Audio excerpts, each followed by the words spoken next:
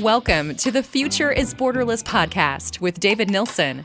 We feature top entrepreneurs and thought leaders from around the world, those who bring a global mindset and a unique perspective to their life and business. Now, let's get started with the show. Hey, David Nilsson here. I am the host of this podcast, The Future is Borderless. We started this because we wanted to help entrepreneurs thrive in a rapidly changing world. And so I connect with business leaders who have what I refer to as a borderless mindset. And we get together and we share new ideas and innovations, best practices, and different insights that I think could be relevant to the business community. Now, this episode is brought to you by Doxa Talent. Doxa helps businesses to source full-time, highly skilled workers from all over the world. And as a result, these companies can scale faster, increase margin, and improve culture. They provide everything from accountants, sales development reps, virtual assistants, even software engineers to publicly traded companies and small local businesses. If you want to learn how to grow your business with offshore professionals, simply visit doxatalent.com.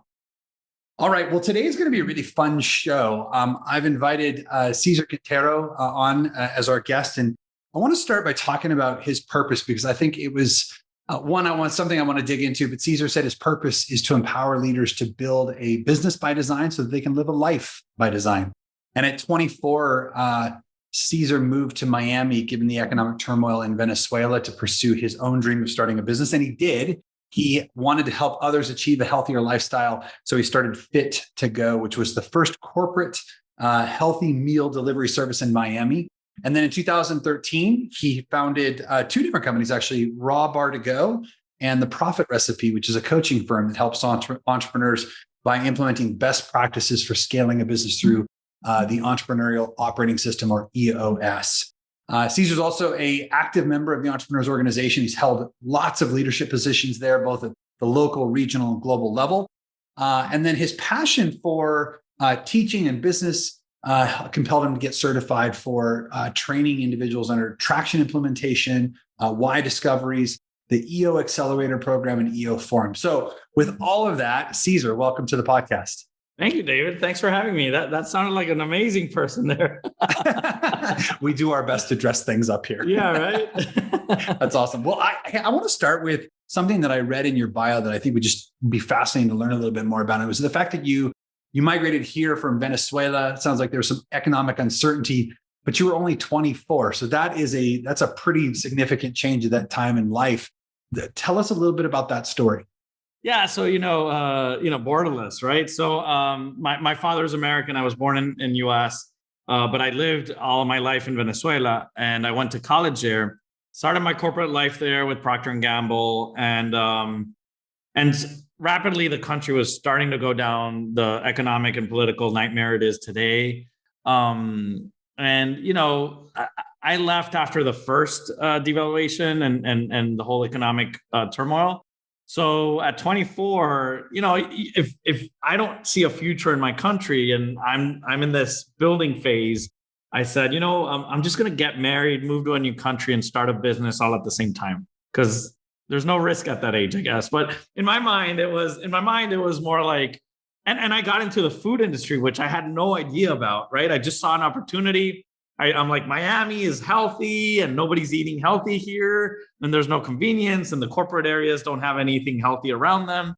So, I saw an opportunity and I just dove in, not knowing the industry, not knowing the market. But mostly I think it was, at 24, you think you know everything, but you know nothing. And I think my ego and my drive, we were, this is 2004. So it's pre-Uber Eats, pre-Facebook, pre all of that. I went door to door and convincing people it was convenient to have your meal delivered, kind of thing. But eventually the company grew with the market. So the market was gearing towards healthy, gearing towards delivery. So, we grew with the market. I thought it was me, but it really wasn't, right? It was just the company growing with the market. And, eventually I went down the path of growth and, developing myself as a leader, understanding that I didn't like that business very much, but, getting the most out of what I could at that time.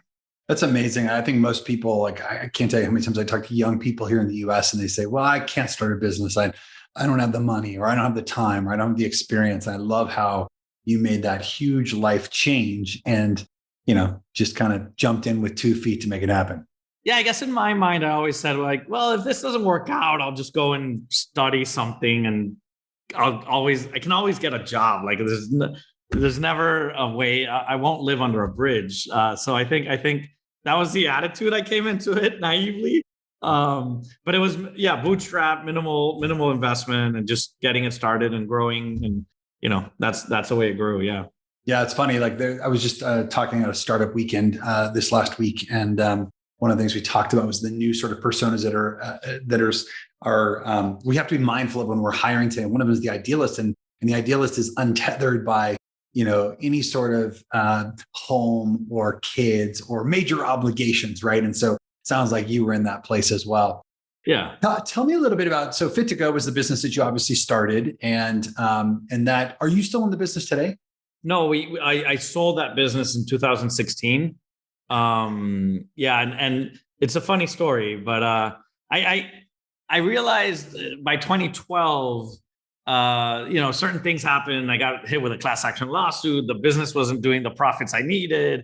So that was like the year. The 2012 was a year that my life shifted. And I went through a purpose discovery, really understanding what was my true purpose and why I wanted to do what I wanted to do. And then I started implementing EOS within my company to empower my team to take ownership. I started doing profit sharing with my company. I started opening the books. So I started doing a lot more aligned into understanding on the business wasn't just me, it was my team.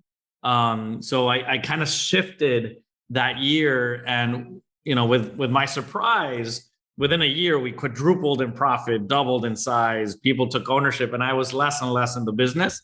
So it was a full transformation of me as a leader as well, of letting go and being able to let go. But it was a transition that was needed, and I think a result of that was that my team was now mentally and owner of the company, right? They had profit sharing. They knew the numbers. They knew where we needed to go. And then I slowly started going down the coaching route. I loved all the things I had done for myself as an entrepreneur. I love doing for others. You read, for passion, I do purpose discoveries. I do EOS. I do forum. I do a lot of stuff that I went through. And I realized that my purpose was more aligned with people and not so much with the product. And so my team eventually told me, it's like, you're hindering our growth. You're not investing the time you need to invest in the company. You're doing all this stuff on the outside. I was volunteering like crazy, working 1 day a week in the business. So they decided to get an SBA buyout loan and bought me out. So that's at the end how it happened. And thankfully they pivoted before COVID, because imagine being solely a corporate meal company. And that was part of the things that they were saying, the amount of competition, the market was shifting. And I just didn't have the energy to put my creativity into that pivot. Yeah. And that's when they said, you know what, we want this. So you go and do what you and we'll do it. Wow. That's amazing. Like most of the people I talk to, you're the first person that has actually said, at least on this podcast, that I sold to my team. And that's pretty cool. It's pretty cool how you sort of developed a system that gave them hypothetically ownership in the business, and eventually they turned it into real equity. Do you think about that experience with this in the rearview mirror? If you were to reflect on that, what do you think are sort of the, one or two key takeaways that you carry forward with you now as you're sort of in these other businesses? Yeah. So, and one of the realities is that my purpose was my people all along, right? So when I went through my purpose discovery, it was about empowering others so that they could live the life they want to live. And that way I could live the life I want to live. Because if I empowered them to take ownership, then I could live the life I want to live, which was more of the coaching life, being outside of the company, volunteering my time and what I realized is that up to 2012, I was focused on product, profit, process, and not people. And I think that shift helped me understand, oh yeah, people is what matters to me. Because I think there's different people that like different things. I know, but for me, it's all about the people. And going through that process helped them gain that ownership. But at the same time, I was frustrated with my business. So it was a win-win in all ways. It's unique, but it's also because it's aligned to what I love to do. But there's a lot of ESOP companies out there. There's a lot of B Corp movements on community and employee engagement. And So I'm very aligned and in tune with those movements because it speaks to me very much. Yeah, I love that. I actually had a guest on here not long ago, Sean Combs from Steelhead, and he was talking about his transition from being a typical entity to a B Corp and starting a foundation, and sort of the way that they wanted to be more socially conscious of the work that they do and places they invest their time, energy, and effort. And I love that. And it's crazy. It sounds woo-woo, right? It sounds like, oh my gosh, it's so good for no, it's the most profitable decision I've ever made. Like it drove profit like crazy as well, because now people were vested into this profit. So it's not only me trying to vest the profit, it's all of us trying to get the profit, you know? Yeah. I went from a food industry average of 5% net profit to 12% net profit, right? We doubled industry standards, and that's because the team was vested in it. Yeah, I also think treating people well is important. Take out how it feels, but you're talking about how the performance is there. You know, one of the things in the outsourcing world, which is a business that I've got interest in, you know, the idea of turnover or retaining your team members is such a key number, because in the outsourcing world, the industry standard is 40% per year. Right now, the U.S. is in the middle of a crisis around finding talent, 30%, and it's literally draining everyone's resources because the cost of turnover is literally 9x the monthly salary. So it 100%. can drain a ton on people. People say, "Well, I can't pay more, I can't provide more benefits," but the cost of turnover could be much more expensive. And actually, and the outsourcing is like the perfect solution for this as well. Not only because you're getting top talent across the world, but you're also what we've discovered is we treat them as employees. They're true members of our team. Not just because they're outsourced doesn't mean that they're contractors and they're on the outside and they're not treated differently. But I think that applies to both outsource and in-source, right? So physical and virtual. 100%, no question about it. Yeah. Let's talk about your the comment in your bio, which says you help people create a business by design so they can live a life by design. And that really actually spoke to me, because my first company, Guidant Financial, our tagline was create the life you want. Yeah. So very much in line with sort of this empowerment essence, I should say. But in your own words, like what does it mean to create a business by design, and how does that actually help you create a life by design?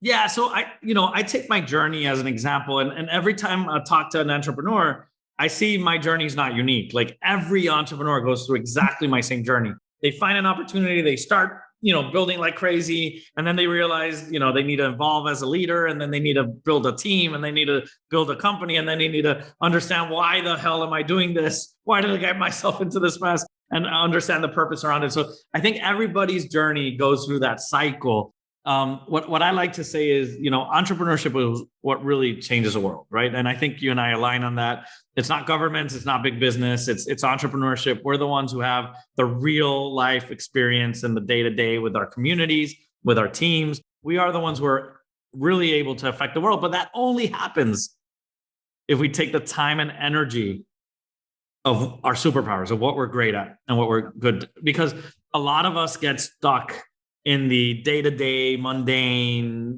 work. And that's not our best use. That's not our superpower. And I think the only way we can achieve that is by creating a business that works without you, a business that doesn't depend on you. A lot of times as entrepreneurs, we think because we start a business or we own a business, we have a job in it, right? And sometimes we're not the best person suited for that job. And having the vulnerability and understanding of, it's not, maybe I'm not the right person for this. Maybe I need somebody else, and bringing that in, but also, developing a business that doesn't depend on you, then that creates more value. That creates more, balance in your life. And then that way you can start living the life. There's a reason we started a business. There's an ideal life we aspired to. Most of us did not want to start a business to have a job, right? And we didn't want to make less money by working more, but we wanted to really create a passive income, a vehicle for us to achieve the life we want to achieve. So that only happens if the business is serving us, not if we're serving the business. So let's talk about the book that you wrote. You wrote The Profit Recipe. And I'd love to hear just sort of what inspired you to write the book, and then what is the sort of thing that you're hoping that people are going to take away from it? Yeah, and I think what I just shared is the thesis of the book. It's a lot about, the entrepreneurial journey and we all go through these 5 stages, and it's really a flywheel effect. If you really think about it, my first business, it took me 7-8 years to get to $1 million. And then, the next 5 years to get to the 2 or 3. My next 2 businesses within the first year was over the million. So because the first time you go through the flywheel, right? It's startup, leadership, team, business, life by design. So you kind of like go through that. The first time is rough. Like, you don't know what you're doing. I didn't know what I was doing at all. 24, a new industry, understanding my core target, my market fit, building a team, establishing myself as a leader, building that community, all these things. So I talk a lot about the 5 stages, but at the same time is, how do you start building a flywheel effect that once you go through it once, the second, third, fourth time is a lot easier, because now you've gone through it. You know what you need, how do you do it, your superpowers, your weaknesses, where you need to plug in those things. So it just makes it easier to go around and around. So it's not a book you read cover to cover. It's more of a where am I at? Where am I stuck? Where do I need to go? And I go to that chapter. And if I'm stuck in life by design, I go to life by design. I'm stuck in. So there's an assessment. You go through the assessment. You understand where you are, and then you move towards that, so you can start implementing the flywheel effect. So a lot of tools, a lot of resources, a lot of experiences, case studies on the different stages, and how do you get to the next one so you can evolve. I love, by the way, that I don't have to read the entire book in one fell swoop. I hate having to read 300 pages to get the 15 that I actually need at the moment. So I sincerely appreciate the way that it was designed. How much of it is related to EOS or the Entrepreneurial Operating System, and how much of it is sort of your sort of way of approaching both life and business? Yeah, I think EOS is captured on the business by design, which is stage 4. So I think the first stage is about startup. It's really understanding your core market, your market fit. How do you leverage your profitability, scalability? You have a business that is scalable, right? So understanding what that business is. Then stage 2 is a lot about leadership. So it's understanding yourself, being vulnerable enough, understanding your pros, your cons, your strengths, and being vulnerable enough to find people to start delegating to, and knowing where I should be and should not. And then we go into team by design, which is establishing your external team and your internal team. So external with peers, coaches, mentors, and then internal with, structure, second in command, leadership team. And then you move into business by design, which is having an operating system in your company, right? And I don't care, I love EOS, it's simplicity, but I don't care what you implement, scaling up, MAP, great game of business, EOS, whatever you implement, just choose one. Because there's a moment in your company that you need to grow up. There's an adolescence piece that the entrepreneurial messiness just doesn't work anymore. And you need to kind of grow up into a more, structured company. So any operating system can help you do that and establish a clear vision, a clear rhythm of accountability and transparency. And then we move to final stage, which is life by design, right? So once I can extract myself from the business, then what is my ideal state? What is my ideal life? Where do I want to live? And typically that moves into a next business, next opportunity. So that's why it's a flywheel. So you go down the cycle. Yeah. So the idea is not to help somebody right now, but to help them ongoing, right? Correct. Let's jump into that a little bit further though, because I think I remember the first time I started using an operating system, and I'll just leave out the name for now. But I think I remember thinking, well, our business is a little bit complicated. It's a little unique. And I just kept taking creative freedom until it was unrecognizable. And then I couldn't use it. And then I re-implemented, actually used EOS. And I found it very, very simple. But again, I kept feeling like, oh, I should make a small adjustment here and a small adjustment there. Which creative freedom should people take to an operating system? Yeah, that's one of my points. Like I hate Franken systems because the reality is the power of what we need is simplicity. One of the top leadership traits, all the great leaders will tell you, one of the most complex things to do is keep things simple, right?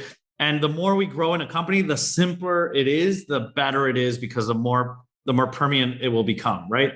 So if we keep things as simple as possible, thus choosing one and sticking to that, right? And then just making sure that everybody does it well, then that would be the best result. I hate Franken systems. I was one of those. I I implemented a bit of this, a bit of that, a bit of this, a bit of that. And it was so complicated. Nobody could keep track. There was no, it was just not simple for us to follow. So it eventually, broke down.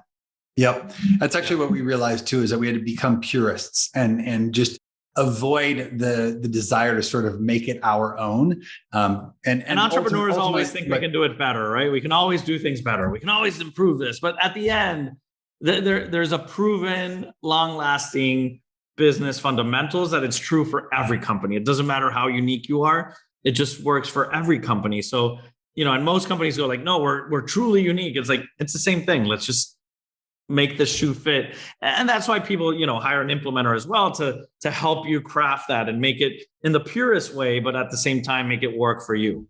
Absolutely. Yeah. Let's talk about people for a second, because, as you know, you could be the best leader in the world. If you got the wrong people in the wrong seats, not much happens. So let's talk about like, how do you think about that within, running this playbook? How do you know whether you have the right people in the right seats? And then if you don't, what do you do about it? Yeah. So I talk a lot about in team by design. It's all about this. It's all about having the right people in the right seats, the right structure. So I think we first need to understand the structure, because a lot of times we have the people, but then we have the people just doing a lot of stuff. And then if we don't have the right structure of understanding who is supposed to be doing this, who has final say, who has final accountability, who has final, who's going there. So structure would be the first piece. But then once you have the right structure, you need people who are aligned to your values, to your vision, to the way you do things. Because the reality is they're the voice that your customers will see. They're the face, they're who represent the company. And at the end, it needs to be a good fit. So when we talk about right people, it's people who fit your values, who fit your culture, who do the things the way you think they should do things. And then the right seats is people who are capable, who drive results, who understand and want to do that job well, right? So distinguishing that. And then the third one is doing things right? Which is, are they delivering the results they said they would deliver? So by grabbing a person and being able to compartmentalize, are they behaving the right ways? Do they know how to do the job well? And are they delivering the results they need to deliver? That's right person, right thing, right seat, right things. That's how you really need to think about it. And it creates clarity of expectations as well. A lot of our people, they want clarity, and sometimes they don't have it. And I think once the expectations are clear, I don't need to wait for my boss to tell me if I'm doing a good job or not. I know if I'm doing a good job or not, because it's clear. I know my responsibilities. I know my results. I know the things I'm doing. So the detriments, right? And you said it 9 times. If you have a bad apple, who I call terrorists, people who are high performing and low culture, it's really tough, because you have to take a financial hit on results for the betterment of the company as a whole, because these bad apples could really spoil the whole well, right? So we want to make sure that we're not only preaching our core values, but we're living by them, because if not, it just doesn't work. Yeah. How do you help unearth that for companies? Because I think that, once people recognize that that's the case, then it's relatively easy for them to wrap their brain about it. But I think a lot of times people see results and assume that means that this person is a good fit. And so so how do you help bring visibility to that? Yeah. So EOS has a tool called the People Analyzer, and we use a People Analyzer. It's a way where we think about the core values, and then we evaluate what are the behaviors of each core value if this person is. So we really compartmentalize the person in 3 buckets, right? So first we think about values, how they're living those values. Then we think about, the skills they need in that position, the knowledge they need, and whether they know how to do it. And then the results are delivering. So once you compartmentalize that in a clear way, we have quarterly conversations with them every quarter, just to make sure that we're in alignment, that they have clarity of expectations, and that we're delivering on all 3 fronts.